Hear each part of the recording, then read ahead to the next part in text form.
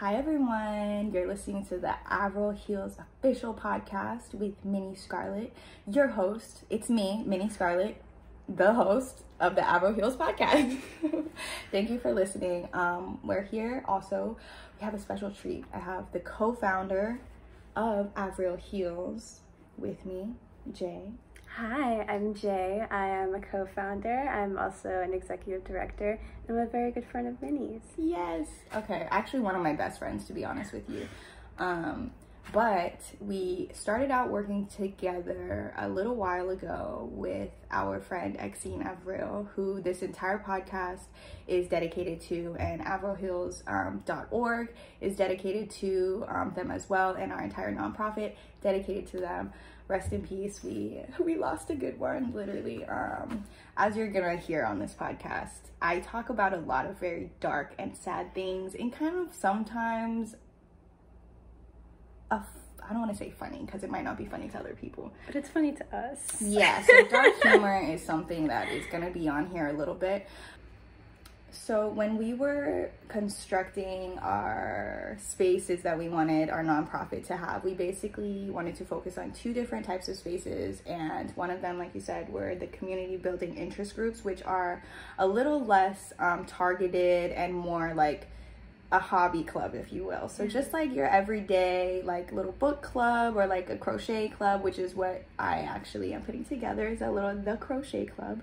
You can eventually sign up, which I'm trying to get that up like in the next few days. So hopefully when you listen to this, you'll be able to go to avrilheals.org/sign-up.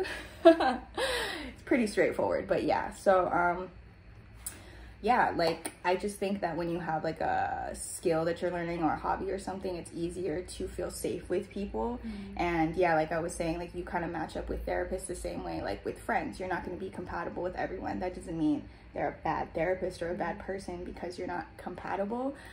But realistically, not everything is going to fit everyone. So we're not like the organization that's trying to like become a huge thing and serve every single person. Like if we were to grow that big, we would simply have smaller chapters inside.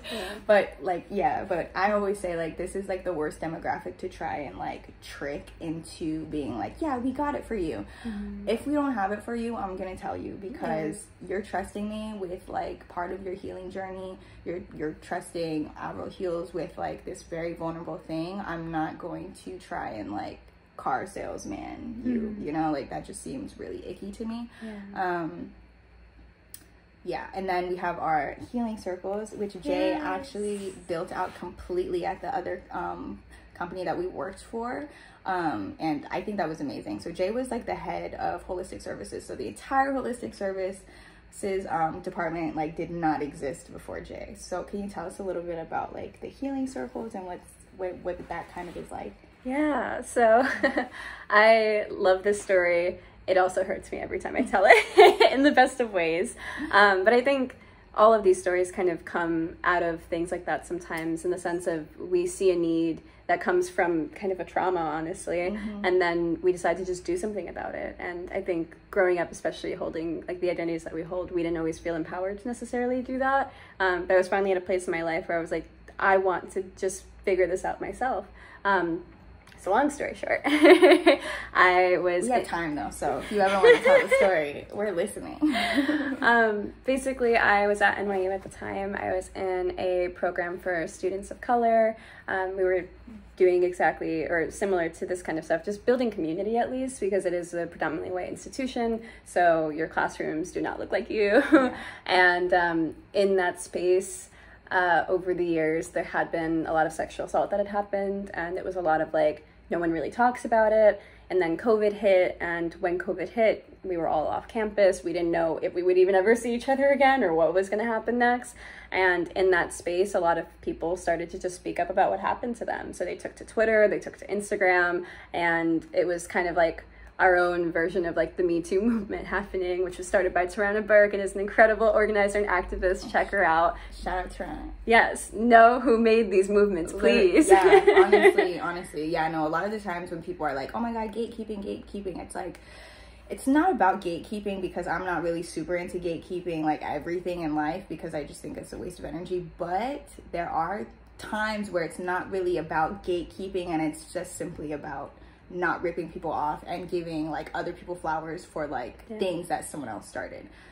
Anyway, go ahead. Yeah, especially when white women kind of become the face of it afterwards. Yeah, that's like a big thing. I was thinking of that when you were talking about like we didn't feel empowered. I was like, yeah, I just saw a bunch of like white gay people, and I was like, I have to be that, I guess. Yeah, and I don't want to go too deep into that because it's such a thing to spiral into, but I will say I think it's also really important to acknowledge with this work, and especially with the work that she was doing, that the kind of sexual assault that white women, like cis white women, experience in comparison to the kind of assault that people of color, like specifically femmes of color, experience is different. It's not necessarily the same thing, and oftentimes it's systemic. It's kind of like a thing that we experience almost entirely throughout our lives in different ways. And I'm not saying that can't be the case for white people, but like historically that's what it's been. So when we make these differentiations, it's not to gatekeep and be like, my trauma is worse than your trauma. It's like, you might have experienced this once in your life at like a workplace. This has been, it wasn't because you were white, probably. Yeah. You know what I mean? And also on top of that, it's received differently, you know? So that's the thing. And then I think it's important because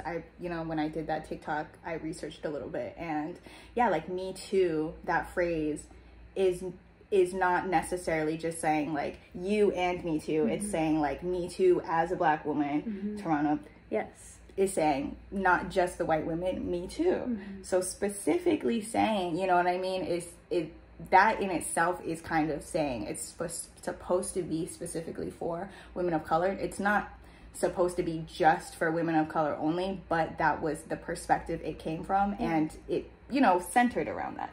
So yeah, and obviously I'm glad for it to empower other women as well. But yeah, it is important to kind of think about that. So when you were leading the little revolution, the tiny revolution that was going on campus. Well, let's not downplay it. I say little a lot. I say cute a lot to like, I don't mean to like downplay stuff. That's the thing. So yeah, we're gonna say the big revolution on campus. So essentially at that time, I had also just started working at the last company that we were working at together, and I think I lasted in the role they put me in for like a week, because then all of this was happening, and at the same time like George Floyd had just been murdered, so there was so much that was happening. We were like trying to advocate in the streets, we were also trying to advocate like virtually online to just have like some kind of accountability, and it was a lot. So I talked to leadership at the company, and I was just like, hey, I'm overwhelmed. I want to try and like create a support group for all of these femmes that I'm in community with who experience this kind of harm, the harm that I experienced too. I was in a group chat that started with like 2 people and it grew to like 15 people, and the company was already kind of planning on breaking into like mental health services because that was something they were lacking. So they saw an opportunity there, and they offered to have me kind of just create that within the company and build it from there. And that's how the holistic services department was able to be formed. That's when we had our first healing circle, and we were really specific with how we built it, in the sense of like, like we were saying, we didn't want to necessarily pull just from Western practices of like, this is how you heal, talk about your trauma, re-trigger yourself sometimes. We wanted to work with like movement therapists and dance and drama and art and poetry and yoga and like all of these different kinds of healing, and not even necessarily all therapists either, because it wasn't therapy, but just exploring like different psychoeducational ways of learning coping tools and mechanisms that you can use when you do get triggered, or just as you're exploring your healing journey, and also doing all of this in a community space with other people who've experienced similar things. And I think that combination was really powerful for a lot of people, because we're finally being equipped with these tools, but we're also doing it together. So if it gets really scary, or if we get overwhelmed, we can lean on each other. We would talk to each other outside of the group. I became so close with some of the people. One of them literally picked me up from the airport, and like during COVID, like peak COVID. That's a really good one. I feel like, okay, if someone helps you move or they pick you up from the airport, like that person is your friend. Yes. Like for sure, that person is your friend. Yes, absolutely. So that was kind of how we had our first group there. They developed into healing circles. We offered different kinds of them. We had some that were just like mixed modalities with like art, music, movement, dance. And we also worked with a lot of sex therapists because we really wanted to have very like transparent and also like sex positive conversations, because oftentimes, since a lot of us were like femmes of color, we had internalized a lot of shame around our sexuality. So we wanted to have these really open spaces to be like, what do you like about sex? Like, what are things you can explore? Like, pick a random object in your room. How would you use it? And like, everyone gets really uncomfortable, but then we're also like, why do we feel uncomfortable? Right. And like, how can we push through that discomfort to experience pleasure again? Because that's something we deserve. Yeah. So getting deep into those conversations. Yeah, no, I mean, it's really important because, I mean, I'm a sex worker, so like, my relationship to like my body and sex is so, I think, well, I don't know, I want to say it's different than other people, but I think like, yeah, being a femme is like, I don't want to say it's kind of always like being a sex worker, but sometimes I'll see like the things guys will say to like my friends and stuff, and I'm like, oh, they say this to you too? Like, it's not just because A, B, and C. Oh, your cat's in here. Okay. But yeah, so to have that relationship be facilitated in a way that you can like not feel guilty or icky, and it's not like this secret private thing, because I was raised Catholic, so like guilt and shame is like very second nature to me, and like not talking about things and feeling guilty even if you like it, quote unquote, like there's like this thing that I noticed a lot of like Catholic sex workers that I know do, this like non-consensual thing a lot, because it's almost as if we're like, no, we want to do it, but we don't want it to be our choice, or like in like this weird like way. And I think it has to do with like that weird shame thing coming up in a way. But yeah, so basically sometimes you kind of have to like reframe your mind and stuff, because people will like cry after they have orgasms and all this stuff, and you know, that can be like after sexual assault, or it can be just the way you're raised, etc., etc. But regardless, I think it's super important to put time and energy into even thinking about how do you feel when you think about these things, because sometimes I'm pretty private, and that's okay. But yeah, like it's different than like, oh my God, like I kind of want to throw up when you talk about that, or I would never even use something like that, or whatever. It's like, yeah, but can you be playful with it? Can you bring joy, you know? And that's like brings me to my next point of like Avril Heals, is like we want to focus on fostering joy, you know, because with therapy and other traditional kinds of things we're used to, it's so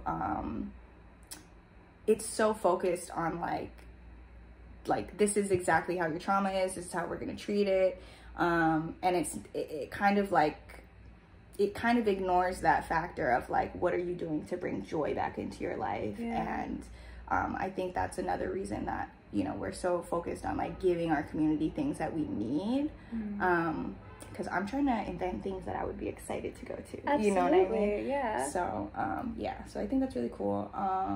I do want to get back to your Me Too story. I'm sorry, I like went on a little tangent. No, you're so good. I loved hearing it, and it actually reminded me, and kind of ties to like, again, the kind of stuff we're doing here. When I talked a little bit earlier about how there are some parts of healing that I think can't happen unless you're in community. I think a really good example of that happened in the healing circles. For me personally, like I experienced so much of my own healing and growth, but one of the sessions we had, we talked about unwanted arousal, and that's a really fucking heavy topic, like really, really difficult. It is, but it's the truth. It is. There's like two things people hate talking about, and that's babies masturbating and unwanted arousal, and I just have to say it is upon us, and we have to fucking be prepared. And you know, Neha Ba, the person who is running the accountability circles, also talked about the baby masturbating thing. It's a thing. It's a thing, and that's one of those things that's connected to shame again. It's like, if you punish that child or whatever, like I know some people, like if they catch like their kid watching porn, they like watch the porn with them to like be like, oh, you want to watch porn? Okay, cool, I'm gonna be right here, and you can watch. And it's like, it's meant to shame them, but I'm like, don't you see how that would like fuck people up in the long run? And then they won't, and then imagine later they're like, I can't even watch porn anymore because I think about my mother, like I think about like whoever the fuck was the guardian and stuff. So unfortunately it's a thing. Babies masturbate sometimes. And it's okay. The whole point of bringing it up is to be like, this is a natural thing that shouldn't be stigmatized or have all these like attachments to it. Yeah. And when we were in the group and we were talking about it, we realized that like almost every person in the group had experienced it. And on your own, that can just feel so much nasty, exactly. Nasty, guilty, shame, all of those things, especially tied to like religion and other things. And we were all kind of from different backgrounds, but whether or not you're a Catholic or Christian, that shit is heavy in the culture.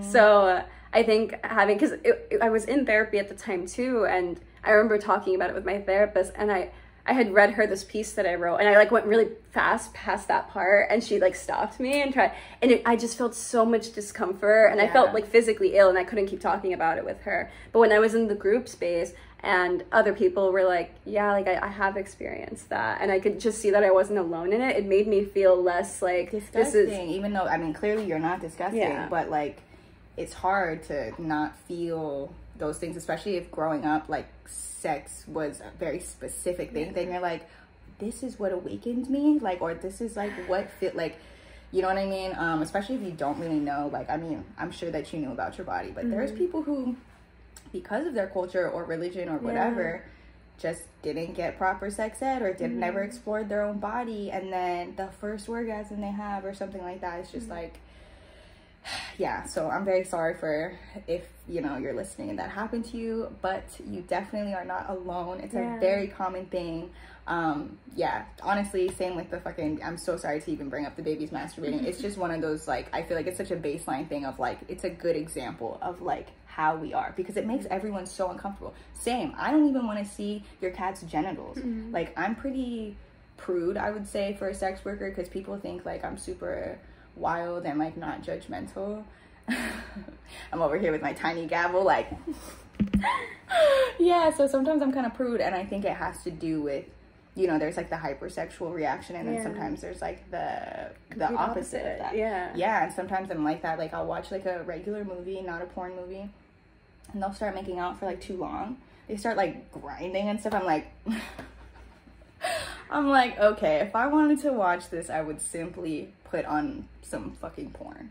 You know what I mean? And it almost is like one of those things, like, why does it make you uncomfortable to see it around a group of people who are clearly fine with it? And like some of my friends who are like civilians, is what we call like people who aren't in porn, and they're like so crazy, and they're like hoes all the time. Like, well, actually, okay, so something I don't know if I should talk about that actually, but never mind. Well, sometimes they're like way more like wild about like their stuff, and I'm just like, it's probably because they have a healthier relationship with their body and with sex. So yeah, anyway, sorry, other tangents. No, I love the tangents, and I feel like that's what I really love about the podcast style and like what we're doing, is that it can be like a natural flowing conversation rather than like a regimented, our mission is, these are the things we offer, this is what we do. It's like, no, we're human beings. Encouraged. Yes. So I learned a lot of things about myself. I was only a part of the first group, and then we had about 16 more after that. Of the healing circles. Of the healing circles. So you did one of the first healing circle. Yes. Okay. And then I did moderate a couple throughout. So we did have moderators present in case anyone did get really triggered. We could go into a breakout room with them. We were crisis counselors as well, so we were trained to just de-escalate if like they have a panic attack, or just be present. Sometimes you just need someone to sit with you, and you don't need them to say anything. You just need them to be there. So we would do that. So, but yeah, basically we continued to have them. Some of them had the mixed kind of approach of exploring different things. Some of them were more specific to just like, it was like an art healing circle. So we would just meet every single week with an art therapist or art facilitator, and we would do different activities with them. And you would like paint a safe space, and whatever that looks like for you. And then if you start to feel triggered, like start to imagine that, and that can help ground you. And we did exercises like we would have a draw, like an outline of a body, and then you would just color in the different like colors you feel at different points. So like you would kind of get to check in that way, like, oh, my head is red and my stomach is green and my hands are blue, and like, what does that mean to me? So you didn't need to be like an artiste or have like any kind of experience, but you're just exploring your emotions, and you don't have to necessarily talk about it. You're just doing different things that might help you get a little more in tune with your body, because we don't always have the words to express our trauma. Yeah, and honestly, that in itself is kind of like classist in a way too, of like, You know what I mean? Because I was even reading an article recently about like how different cultures talk about the same type of mental health stuff, and it'll be like, this community will say anxiety, another community says like nervous or shy, another community, you know what I mean? And it's like they're all talking about the same thing, but the way that we talk about it, like here, like, you know, in the West, in America, the United States, is like you have like an anxiety disorder, you have depression, etc., and those aren't fake things, but they are just like, you know, to have access to certain types of things is like, that's not easy for everyone, and it can feel a certain way. So like if you grew up just thinking like, oh, people who go to therapy are bitches, you know what I mean, like, sorry for my language, then you're gonna feel a way maybe if, you know what I mean, depending on your relationship with how you feel about B words, you might not want to do it. But yeah, so I think that's really great. What happened with like the people who came forward at NYU? Not much, honestly. I mean, I would say not much in the realm of justice in the way that we were trying to seek it. Did it do Title IX and then they just like did the thing because they wanted to put on paper that they did the thing? Yeah, we tried to go through the different processes. Like one of the people who caused harm released a statement being like, my bad, I'm gonna try and do better, but everybody else just like deleted their social medias. One person like went to study abroad so that they wouldn't have to deal with it. So we didn't get justice in the way that we necessarily wanted, but it did open up conversations about what justice even looks like for us as people who have typically been oppressed by traditional justice systems. And ironically, I was about to say, and ironically, the justice system. Yeah. So that's when we opened up conversations around that, and we started to explore transformative and restorative justice and what that could look like in our communities. And then I also had the idea to try accountability circle. I love that. So that's where I mentioned Neha about earlier. Shout out Neha. Neha is literally like, I just don't even know what to say about Neha. Like, it almost just brings tears to my eyes. Please continue. No, like Neha's truly an incredible person that I'm so honored and grateful to have been able to work with. And she's an art and sex therapist. She's based in India, but has also done a lot of work in the US for many years. And she's been doing trauma work, this kind of work specifically, for over 10 at least. And when we started working together, it was to offer these accountability circles, which would be 16-week spaces for people who've actually caused sexual harm and have experienced it, to begin that process of actually taking accountability. Because we realized when we were talking about what justice looks like for us, a lot of the people who hurt us have also been harmed themselves. And it doesn't justify it, but it starts to point to this like cyclical nature of harm and how it exists. And someone has to do it, you know what I mean? So it's like, as much as it's not like your responsibility to fix people, it's still kind of one of those things where you're like, well, if it's happening, someone has to step in and do something if we recognize that it's being socialized into us. Because that's one of the things about like rape culture and stuff. We recognize that it's like a socialized default, but then no one wants to do anything about it, you know? And then that's kind of like where a lot of people's activism and like radical whatever ends. So however you feel about like, you know, accountability and how people have to be with abusers and stuff, the reality is that most people will cause harm in their life, whether you know it or you don't know it. You probably are the reason someone has trauma somewhere, you know what I mean? Absolutely. So I think that's really a great kind of thing that you carved out within accountability circles. Yeah, and I think like you were saying, in the society that we have, at least in the United States, like if a person causes harm, the likelihood of them going to prison, I think, is like less than 1%. So, and that's also if we even believe that prison works, which studies have shown that recidivism rates. They're just gonna keep, you know, I don't know. Yeah. So. And then the traumatized person is like more traumatized going through that process, and then sometimes they go through that weird like emotional manipulation thing where it's like, if you don't then it'll hurt other people, and it's like, okay, like that's not necessarily my fault though, you know. Of course, like do what you can or whatever, but it's not your fault if somebody did something to you. Like it's not, you know what I mean? You don't have to like ruin your life to try and get to stop this person. Like they kind of have to stop themselves, or you know, people who are like very brave with the accountability circles, like you and Neha. And I think it's so important to also mention that at that time, I was also living in New York City. I was doing a lot of organizing within the Black Lives Matter movement. I was learning so much specifically from a lot of the Black femmes who were leading the spaces. And I had joined this committee. It was like the Misconduct and Abuse Committee or something. But basically what we were doing was we were navigating different levels of harm that was caused within the movement among community members and trying to figure out how we deal with that in a way that isn't carceral, because we're protesting the police. We're not going to fucking go to them if harm is caused. But then how do we deal with that? How do we keep people feeling safe physically and emotionally? Yeah. And how do we do that in ways that still centers people's humanity and starts to ask the question, like, not necessarily like, how could you do this, but why did you do this? Yeah. And like, what happened to you?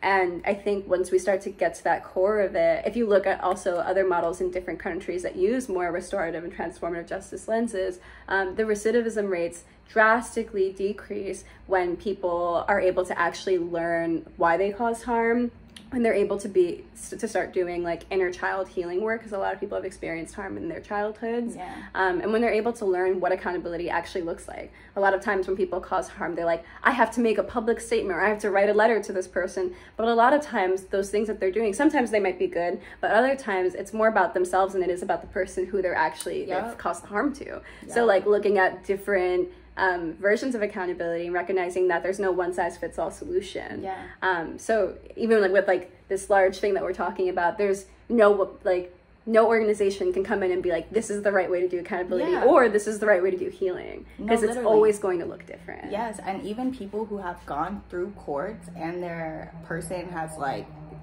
gone to jail, there's been so many times where people are like, okay, that's it, like I still don't feel better, you know, and that's because you still have to do that follow-up with yourself, you know what I mean, because like that's not gonna necessarily make your trauma any different. And you have to think about like what the word trauma means. And it's like, this was also something that Neha told us too, where trauma isn't like the thing that happened to you, it's what it left over sort of, you know. So it's like, if you slap me in the face and I have a black eye, like the slap in the face could slap somebody else in the face and not give them a black eye, you know, then you wouldn't treat the person who didn't have a black eye with black eye treatment, you know. So like, I guess that's kind of a metaphor. But yeah, and then like our prison system, it kind of reminds me of like Time Out. Like, you know how like you're not really supposed to tell little kids just like no and go in the corner, and then you're supposed to be like, all right, so here's the area you're allowed in. This area could hurt you, so we're not going to go there anymore. This is probably the area you should be in. And because you didn't know how to like not go there for a while, we're going to have you like be in the corner for, we're going to count to like 60 or 100 or whatever, depending on whatever. But you have to add context to things, because otherwise people would just be confused and angry. And I think that's a lot of what we're seeing, honestly. Yes. And I think that's so important too. And you kind of mentioned this earlier, but like when talking about harm, sometimes people don't even know that they've caused harm. And we have to think about our society and like the fact that up until a few years ago, coercion wasn't even viewed as a form of sexual harm, and it is. Yeah, there was like so many things that popped up in the last years, like revenge porn became a thing. Like it literally was just like 2 years ago, I think. Yeah. Maybe, well actually no, it was like 3 or 4, because when I did like order of protection, it had just come into effect, and they were like, we could take him down with this, and I was like, it's just too much. But anyway, go ahead. It's just so much. So this topic, or I mean this podcast is definitely going to cover a lot of like heavy stuff, so just be aware of that when you're listening. I'm pretty lighthearted with some stuff, or just kind of like dark humor in a way, but yeah, it is going to be talking about a lot of like traumatic things. And I also hope we're able to still find those moments of joy too. And like, I think with the thing I'll say about the accountability circles is that I think honestly being a part of that group as like a moderator supporting Neha, because she was the one leading, she's a therapist. Oh, by the way, please follow Neha on I don't know if she has Twitter, but on Instagram, Indian Sex Therapist. So just everything spelled, no underscores, no anything, Indian Sex Therapist, and you will find. Please follow. We love Neha. Love her so much. But I'll say like one thing people asked me a lot about the accountability circles was if it was like really triggering to be in that space. And I will say I never once got triggered being there. It honestly gave me so much hope, because I was in a space with people who have caused harm, recognized they've caused harm, and willingly chose to join this group, knowing that they, one, were paying to even be a part of the group, because, you know, they has a therapist, gotta pay. Yeah. 2, they didn't get a certification at the end of it. It's not like, oh, suddenly I'm a good person. Yeah. And 3, it's just like, this is a fully consensual thing. And also, we even had a really rigorous application process, because we were really looking for folks who could recognize the harm they caused and weren't defensive about it, and weren't like, I maybe did this thing and like whatever. It's like, no, I know that I did this, and I want to learn more about it so that I don't do it again. So with all of that, the people who were in these groups, they just gave me a lot of hope, because they were doing the work. And in my situations, like, I'm a repeat survivor of sexual harm, and the people who've harmed me, for the most part, none of them wanted to acknowledge it, recognize it, or do the work. There was only, I will say, I did actually manage, and this was really intense, and I don't recommend people do this unless they think they can, but I did actually talk to one of the people who harmed me in person, and that was really healing for me once I was able to do all of this work, and I know that they were doing the work too. But here, just like seeing these people, the people who, like, for me represent the people who harmed me, that I can never get to do this kind of work, gave me hope that, like, there are people out there who've caused harm that want to be better. Yeah. And they're not monsters, and they're not, and like, pay to, like, get information and, like, tools and stuff like that. Like, that's amazing. Mm-hmm. Yeah, no, I'm, like, thinking about anybody, and I'm like, I don't think they would do it. Yeah. Yeah, most people, I think, like, when they are around, like, their own victims or survivors or whatever you want to call them, I think they serve as, like, a reminder of, like, what they did. You know what I mean? So, like, why would you want to be reminded? Especially, I think that's the thing, too, is, like, a lot of narcissists, like, as soon as you kind of, like, shatter this thing and remind them, like, reality, they're like, I'm trying to get rid of you, you know? So, yeah, that's really, really beautiful, actually. And I think it also points to, like, the culture again there of, like, do we even live in a culture where it's okay to be like, oh, yeah, I did do that? There's so, like, yes, there's shame for people who've experienced sexual assault, but the shame for causing harm, like, is so intense. And then there's the fear that, like, you'll lose your job, your livelihood, you might go to prison, you might experience this or that. So there's also not a lot of incentive to do it, besides just really wanting to, like, be a better person and not continue causing harm. The accountability circles, they weren't connected with, like you didn't, obviously, you didn't, like, call the police on these people or anything like that. And they didn't, like, have to provide details of, like, what they did and stuff like that. Yeah. So I think that's probably the part where people are going to feel, like, weird about is, like, which I don't think that this is how it goes, but obviously I think, like, this is where people's minds go, is, like, somebody's like, I raped somebody, I need help. And you're like, okay, we'll help you. You know what I mean? But I think it's, like, a little more nuanced than that. And it's not like harm is just, like, all the way rape. You know what I mean? It can be, like, just making people feel uncomfortable, which honestly is harassment, or, like, you know what I mean? It is harm, depending also who you are. Like, you know, if you're, like, in charge of people, like a teacher or something like that, like, obviously it carries more weight because you are an authority figure. But yeah, like, I guess, like, I don't know, can you explain that, like, vetting process a little bit more? Because I'm sure that people are gonna kind of think, because, like, I feel like when I first heard about it, my first thought was just, like, what are, I don't know, I guess, like, how do you safely do that, or how do you facilitate something like that?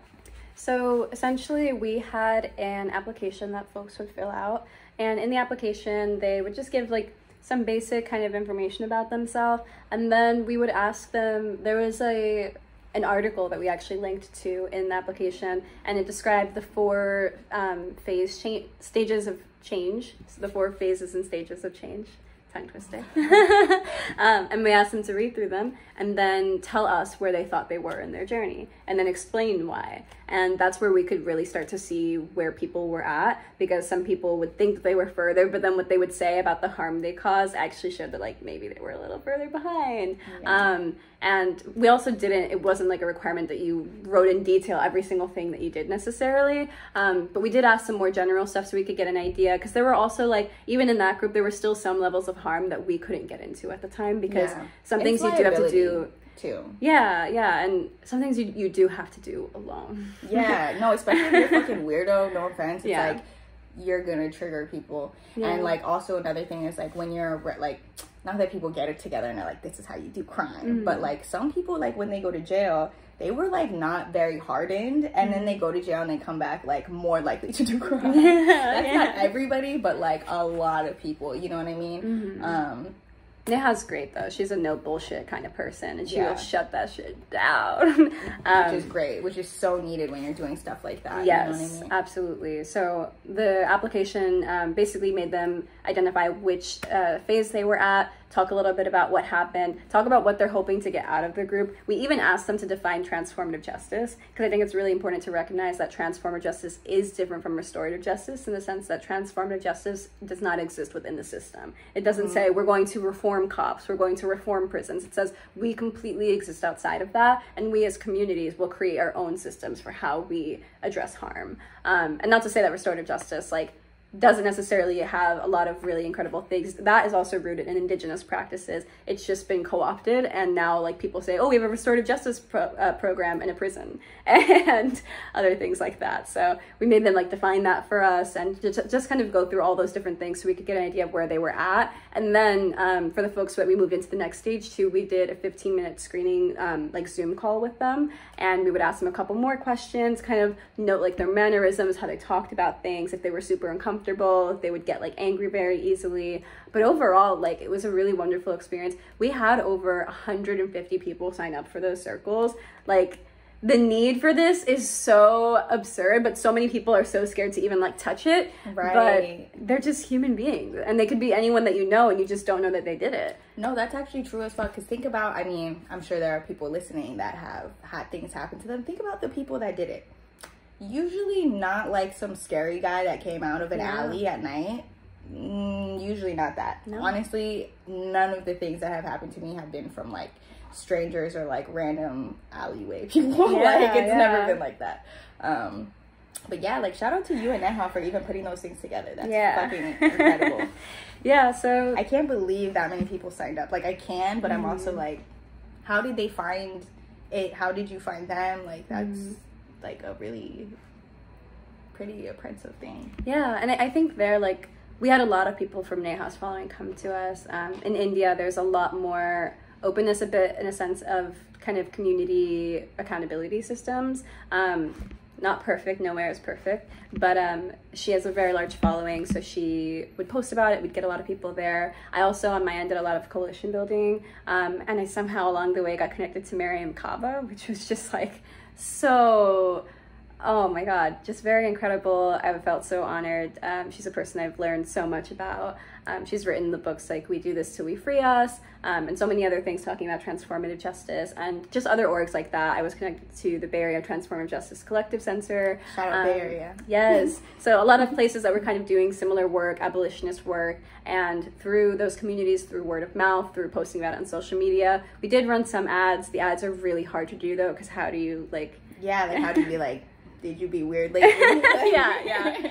So those were some of the ways we got it off the ground, but kind of coming back a little bit from everything, those were the two main things that we were doing at the previous company. It was the healing circles and it was the accountability circles. One thing I do really want to mention, I think it'll move us into the community building interest groups, which are incredible, and I want to hear you talk about them, is that when we were having the healing circles were so helpful for some people. Like, there were a lot of people I knew in the movement who would come up to me like at a protest and be like, yo, like that Zoom circle, it's doing the thing. I did one workshop, honestly, and I really fucking liked it. Like, I literally just came in to like see what was going on, because it was just when I started working at the company, and it was like Axine was in it, and I think Cece was in it, and I was just like, I'm gonna cry. Like, I think it was like Millie or somebody. Yes, but Millie Metz. I definitely was like just on the verge of tears for no reason, which honestly was telling of like where I was emotionally. So, but it was still very like non-abrasive, which I loved, because anything, like, I'm like a cat, like if you just like, I'm gone. Yeah, well, I think that's a really good point, because while the healing circles were super helpful for a lot of people, they also aren't right for everybody, and that's what we were talking about in the beginning. And I think that we had done one circle, and it was an internal circle for people who worked at the company. And there was like a member from leadership and other people. So there were a lot of dynamics that were happening at the time. I would not feel comfortable. I simply would not. Like, I'd be like, I don't want to talk about anything while you're here. But yeah, so there were a lot of layers to it. But in general, like, Ixie and Avril had actually joined that group with us, and they only came to one session, and after that, they said, like, my friends. it was too much for them, and I think the thing that got to them was just how vulnerable everybody was being and how quick they were being vulnerable. Yeah. We had also been meeting too much. Yeah, we had been meeting for a couple of weeks before they actually came, so we had already like built a bit of rapport and trust. So there were a lot of layers to it. It's like being the new kid at school, and yes. everyone's like known each other since kindergarten, and you're there like, I don't feel comfortable. Yes. So with that, and that also wasn't the first time that had happened to somebody in the groups where they just realized it was maybe too much for them, maybe just not the right fit. But with like Ixie, there were so many things that they loved to do and that we would do with them, and I think those things were really healing for us. And even just like talking on the phone for hours about nothing and hours. Yes, like hours. Getting on Zoom. I know they really wanted to start like a crochet club and like gamer groups and all this other stuff, and like that was, I think they just really needed community, and they just needed to feel like they weren't alone, and they didn't want to necessarily talk about what was going on in their mind or what their emotions were looking like. Oh my gosh, these kittens like, are adorable. It was like, just like, oh my gosh, there's little one, paw over there's the one face. right here you can't see. There's a cat right next to me. If you see me like looking over there, that's just what I'm looking at. And there's another one over here too. So I'm very distracted, but I'm in here. I'm committed. I'm with you. I'm here for you. But yeah, so like when I was thinking about the community building interest groups, I really didn't think. I kind of was just thinking like what would have helped Ixie a little bit more, you know, and also what is something that I want to happen in my life as well, you know. And like it's very obvious that things have happened in my life that I need to process. It's very obvious, okay? But yeah, therapy is very fucking scary. And like same with like Ixie, I think I would have immediately felt like kind of disgusted by people's like vulnerability. But like I know this about myself, you know what I mean? So when people sometimes are too comfortable or like they're just, it can feel like almost icky. It's almost like sometimes it will take me a really long time to warm up to someone enough to like hug them and cuddle with them. And it's like I really love cuddling so much. Like I love physical touch. I get so much from it. When I don't have it, I really feel like I'm lacking. But like closeness is also very scary. Yeah. Super scary. And it actually makes me like repelled sometimes. Even if I want it, it's super weird. So I actually understand that a lot. And I think it's easier when you kind of like break the ice with something you don't even have to talk about. Like earlier when you were talking about sometimes people just want to sit in silence around people. You know what I mean? Who can't relate to that, being on FaceTime with your friend and you both are just like scrolling for 20 minutes and then like someone coughs and they're like, oh my god, I forgot you were there. It's like my favorite thing ever. But yeah, like stuff like that. So like with crochet, with book club, with all these things, it's like combining some of like our favorite things, which is just like building community where it's a little less awkward because it's around people that you know, or at least share commonality with you, but are still like very diverse and different. Because I think that's like what makes a really, really strong, great community, is sharing this commonality that people all kind of understand, but then everything else can be completely different, and that's okay, you know. And in fact, I would encourage everyone to have friends that are very different from you, but still have that fundamental thing that you kind of relate on. So it's something like that where you know that no one's gonna all of a sudden make a scary, I don't know, like I don't even know what happens in groups that's scary, but it's a lot of stuff, honestly. So just like, you know, trying to simmer that down. Obviously we can't kill everyone's social anxiety, that's just life, but having to do something with your hands even, it's like what the fuck do I do with my hands? That's the first thing with anxiety that I realize. I'm like, my hands have been here this whole time, yet now I don't know what to do with them. It's like we're taking away that like scary thing where it's like, okay, how do you meet people? Oh, you go to a bar, you go outside, you go, like that sounds scary sometimes. You know, so having like a crochet club, a book club, you know, you can have like decreased anxiety, decreased, you know, people have talked about it being really good for your depression, and even like taking your mind off of your chronic physical pain that you might be having. And the repetition, you can't like you can skim a book. You can't skim a book when you're in book club with other people, one. And also when you're crocheting, you can't skim crochet. Yeah. You have to literally do every single knot, you know, so that's promoting like mindfulness as well. Yeah. And that's really, really great, you know what I mean? Especially for people who like can't get into like meditation and stuff like that, because I know a lot of people who have like attention deficit orders, or they just disorders, or just like in their mind can't get to that place. Sometimes something like crochet is really helpful. Yeah. And you don't really have to talk necessarily. Like, of course we're gonna facilitate like conversation and community building and trust and stuff, but sometimes that safety of like, I don't have to sit here and entertain you is like, even if we have meetings where we're not really talking a lot, but we're just there with each other being like, look at this new like little like coaster I made, or like, you know, look at this cute like tube top or something. I'm trying to make tube tops also. We'll see how that goes. Can be so helpful. And on top of that, we want to like share skills also and share resources. So like, I'm not a great crocheter, but I'm like, okay, I'm happy to share that skill with whoever wants to learn it, you know? I think that's the beauty of these groups too, though, is that like anybody can really facilitate them. Like, in our community, like we all have different skills and backgrounds, and like I like studied creative writing as a minor, but I'm not like a professional or a professor. Like, I have a minor in creative writing. No, but like I want to lead like a creative writing group, and I'm joining it. So if there are other people who come to our communities and they're like, hey, like I love making zines, I would love to lead a zine workshop, I would love to do this, like shout out Billy, we want you to do it. And this is the space for that. And I think that's powerful too, because it kind of takes away this need that I understand why it exists, but also this idea of like, you have to be a therapist, you have to be a psychiatrist, you have to be this, you have to be that. But it's like, sometimes we just have skills of like, oh, I know how to doodle really well, you want to doodle together? Like, for sure. And it's like, for certain things, it makes sense. For certifications and all of that, like, you know, when you're really targeting certain things, but some people don't need that. And that's just a fact that I think our generation is going to have a really hard time like internalizing too, because we are the therapy generation. Like, at least I'm a little bit older than Jay, not a lot, but like you know, like we definitely, it was pushed on us. And now that I think of it, I don't know, but I suspect it was a healthcare scam. Now that I know things, because everybody needs like therapy. Even if you don't have trauma, you need therapy. I do agree to some extent.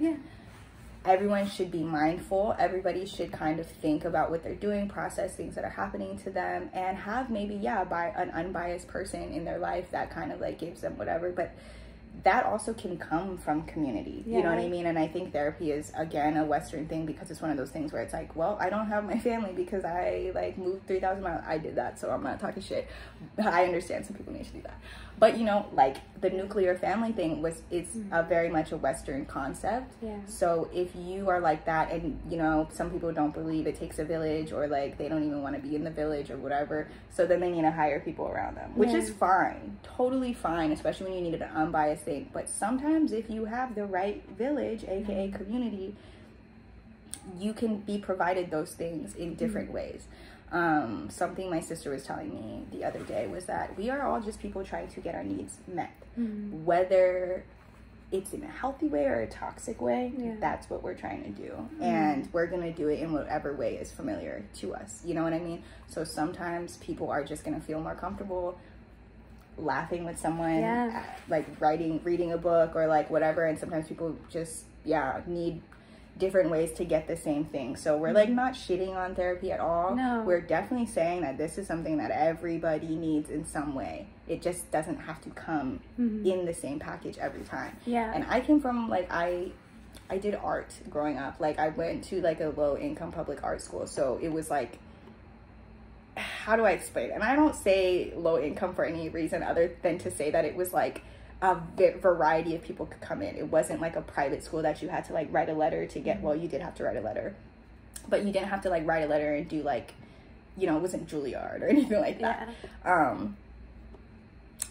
Because of that, we had so many different people, and we only had like 300 people in our school, but for that reason, we didn't really have cliques. We had groups of people that hung out, but like, for example, I was a drama nerd. I was also a mock trial person, but I was also a druggie, like one of the kids that smoked on the corner. I was also one of the, you know what I mean? So it was like you didn't fit into these binaries of like a good kid, a bad kid, a art kid who's just nerdy. Like you could have like the weirdest kid. I'm sorry, if you went to East Bay Arts, it's not shady, it's just factual. We are like the weirdest school in that area. You could have somebody super weird who didn't get along with people, and like maybe in another context, they would just seem like the weird kid. But then like we would have our expressions projects. I told Jay about this, and it kind of inspired like what we're doing here a little bit, at least my part of it, where it was like we would put on showcases so everyone could showcase their art. So the kid that was just by themselves and like I remember one year there was a kid named Carl. He was super quiet usually. Wasn't really like a super like it wasn't a jock or wasn't like a popular person or whatever.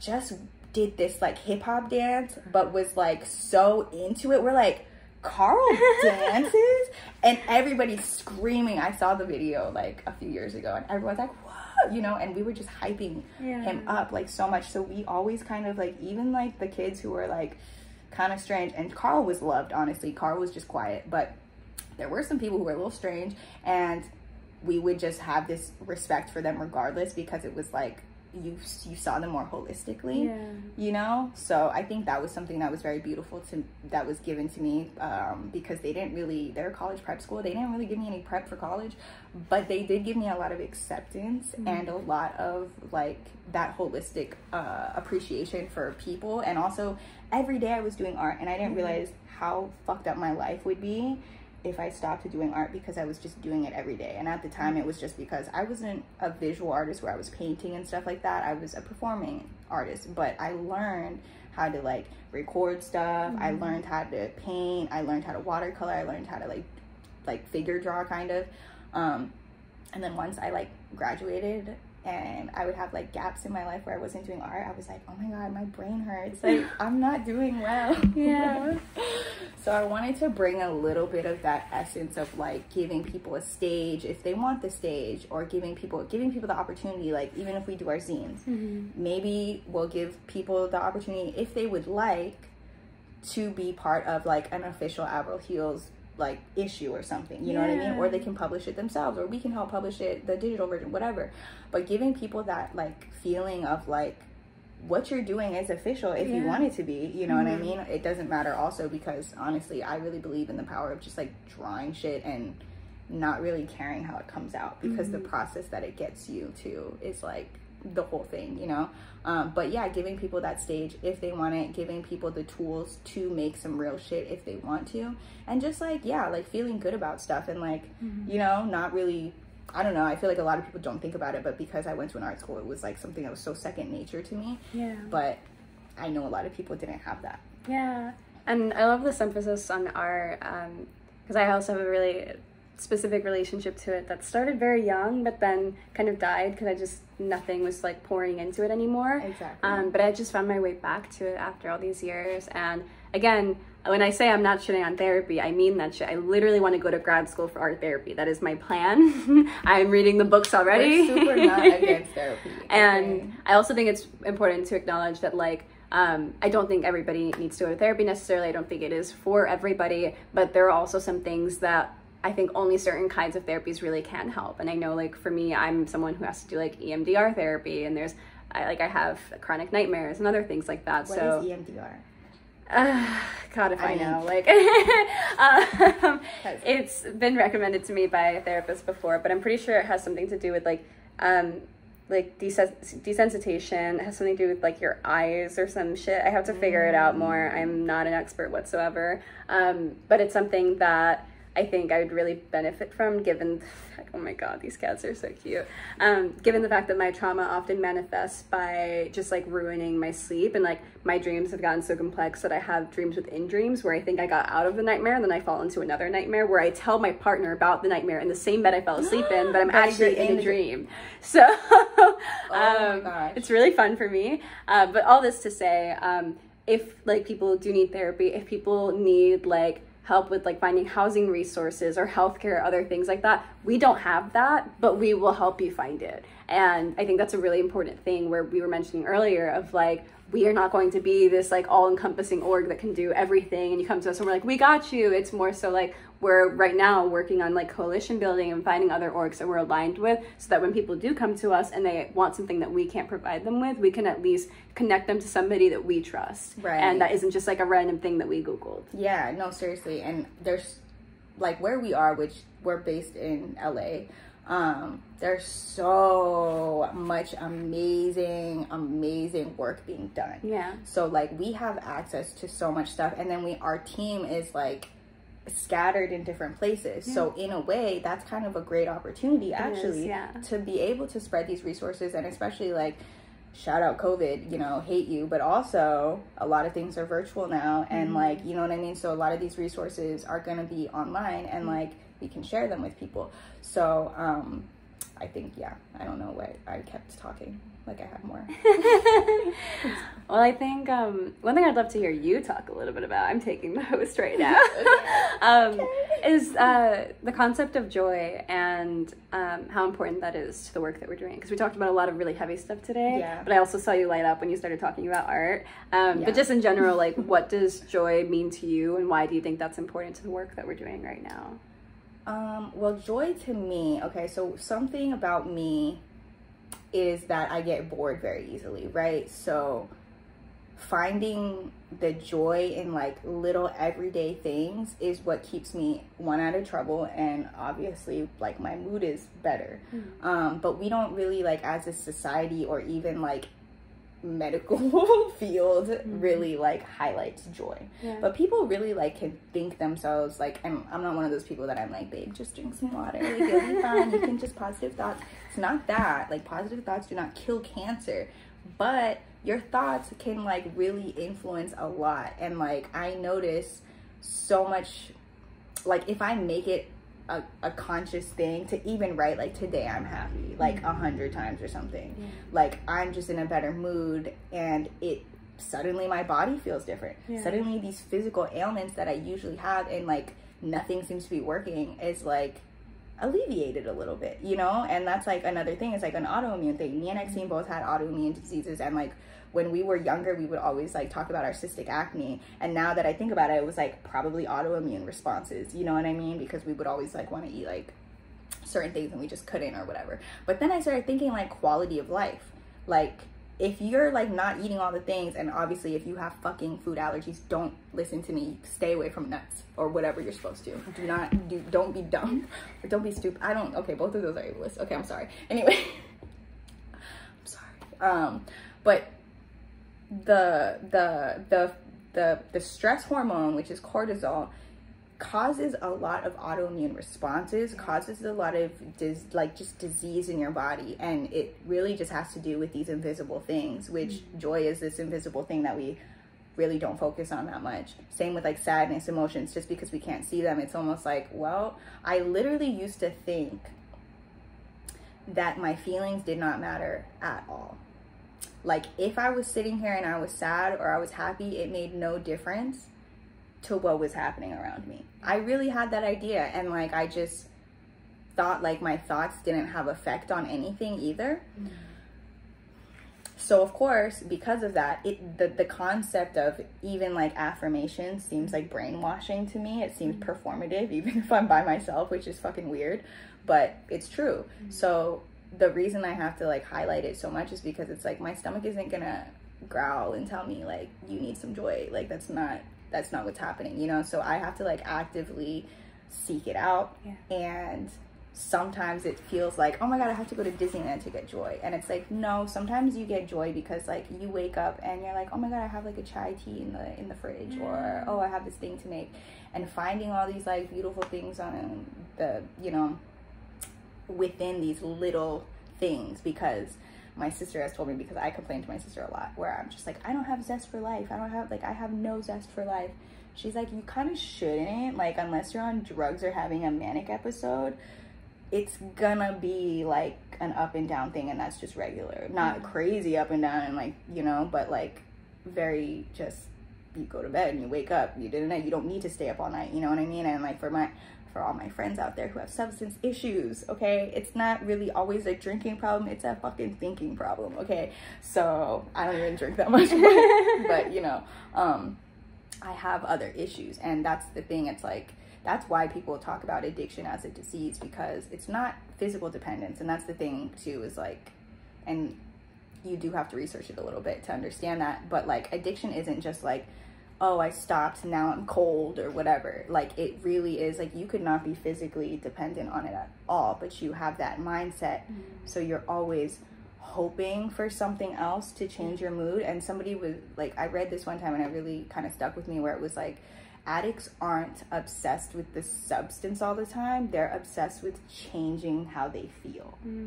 Yeah. So that's why you can't just do one line, or you can't just, one blunt's not enough, or you have to drink another beer. And it's not because you even don't like what you're feeling right now, you're just obsessed with like knowing you could change it. It's like a weird thing, and I wasn't always like that, but I definitely have it now, where like, if I'm smoking a lot of weed, like I don't smoke weed usually until I go to sleep now, or like before I eat if I'm like with friends or something.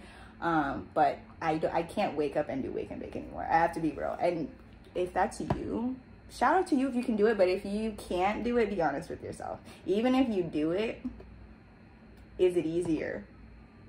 Depends. You know the truth. Yeah. Only you know the truth. And that's one of the things too. You have to be really honest with yourself. And I have been trying to be super honest with myself lately, especially in doing work where I'm supposed to be like helping other people and stuff like that. You know what I mean? I want to like be able to like not be delusional. But yeah, so that's why joy is so important, because like if you can find joy in like the cup of coffee, or like I just got some serotonin because I finished this task, you know what I mean? You're not going to be focusing on all these other things, because if you listen to a lot of addicts talk when they become sober, they talk about how boring everything is, you know, and like, like life is pretty fucking boring. So like when you have people in your life that are negative and are like, I can't believe you got excited over that, or like, okay, because life is boring as fuck. If you really think about how you're supposed to do it healthily, it's not supposed to be chasing every high. It's not supposed to be chasing all the things that like, you know what I mean? And that's something that, whether you have a substance or not, a lot of addicts or people with that mindset, depending if you believe in that, I do believe that like you don't have to be like physically dependent on something to have that mindset. It's just chasing something, you know? And so having joy in your everyday things is really, really important. You know, even just looking forward to a phone call every Tuesday that you have with your mom, or every, you know, whatever, with your cousin, or with your friend. And like, that's why it's important to me, because then all these things kind of fix themselves up. And same with like art. All the times I've abandoned art in my life, like things that were completely unrelated to art started failing. And then when I put art on a little pedestal, or just not even a pedestal, but center my life around art, all the other things kind of figure themselves out that even don't have anything to do with art. It just kind of, you know, and I don't think that's a mistake. No, I think it might be something that censors you. And, you know, we're probably getting close to time, so I don't want to take us on another tangent, but I will say, we can do another podcast another time too, because we just have so many words. So many words. I just remember one time reading, I don't remember the, but it's like a group of people, and in their language, the concept and the word boredom doesn't even exist. And I just wonder what life must be like to not even know that that is a thing that happens. They're just accepting that like you're being. So like even if I'm not looking at my phone, I'm just staring outside. And like I often think about when I was a child, or before I had a cell phone and stuff like that, because I didn't have an iPhone until I was able to buy one myself when I was like probably already doing weird stuff for money. So there was a time in my life where I was not checking my phone constantly, and I was just sitting there. And I do remember just going to a store with my mom or something like that, and like sitting there and waiting and like counting the little things on this book and just being so observant, you know what I mean? And it's like, remember the pulse of life. So that's why I think mindfulness is a thing too. And like same with crocheting, there's no way you can like shortcut that. Go absolutely ahead. that was basically it. Just like this reconnecting to what life was like before our phones and computers and TVs and all of those things, and kind of just like even with those things, finding the beauty in those mundane moments sometimes. And a good friend of mine, Tatiana, has a note in their phone that they write down all the little things that bring them joy. So it might be like your favorite coffee drink, or like the way, I think for them, a little treat. For real. No, but like one of the things I think on there is that when they wash their face, they always use a towel so that it doesn't run down their arms. And it's just those little things every day that make a difference. I like that, Diana. Like, honestly, because every time someone's like, what's the self-care you do? I'm like, I shower really slow. I know that's it's really weird. And people are like, oh, I did this luxurious thing. I'm like, I just took my time showering. And that's really, it feels like a luxury. It feels like this, like, ooh, I get to do this. Like, you know, and you get to kind of enjoy it too. And like, that's the thing, like, chores and anything that you have to do feels so boring if you're not just kind of like in the pulse of life. I don't know, it's hard to explain, but that's a really like interesting thing. I wish you remembered what language didn't have boredom as I might be able to find it. I'll look it up. Google it. I'm sure there's a few, to be honest, or there might be places that have like a lot of words for boredom. I wonder. Interesting. Anyway, something to talk about on the next podcast. Thank you so much, by the way. This was really fun. I had a good time. I feel like I learned a lot, and I'm really grateful to always share these spaces with you. I'm so happy. Okay, so thank you everyone for listening. Also, you should get like Tatiana on the fucking Discord. I'll hit them up. Yeah, because we have this little section, a category that's called one nice thing, or one good thing. I think one good thing. Yeah, I don't know. I made it up. I don't remember. But yeah, and then you just post like one good thing that happened to you. If you want to join the Discord, hit me up. I'll send you the link. I can't link it because it expires like every few days, which I think is really nice actually. But hit us up. We will provide you the link to join our online community. Thank you so much, Jay. Again, where can they find you if you want to be found? You can find me on Instagram at jthebay. The spelled T-H-A. Jaethabae. I didn't want my government name out there anymore. Heard you. Yeah. But yeah, you can find me on Instagram. I'm also on TikTok. You'll often just find me on the Avril Heals TikTok, just talking about life and stuff. So follow our TikTok. It's just Avril Heals, correct? Yeah, it is. But yeah, you'll find me on the social media channels. I'm on the website, all those places. And if anyone has any questions, just hit me up. I'm always around. Check out Jay's social media because they just like put up a bunch of cool, well, not a bunch, like your story has a lot of like informative stuff about how you can help out with like PR and like, you know, if you don't know what's going on, also Jay also has a very informative TikTok as well that you can find on our official TikTok or on their Instagram. But yeah, if you liked this podcast and you want to hear more, because it's a lot of interesting things going on that I would like to dissect and get into in a very productive and non-messy way, of course, then please hit that I don't know, what do people say, rate that 5 stars, subscribe, hit that like, we're on YouTube. That like button. Smash that like button, press subscribe, leave a comment, whatever you like to do. Thank you so much for checking us out, and I hope you have a blessed, joyous day.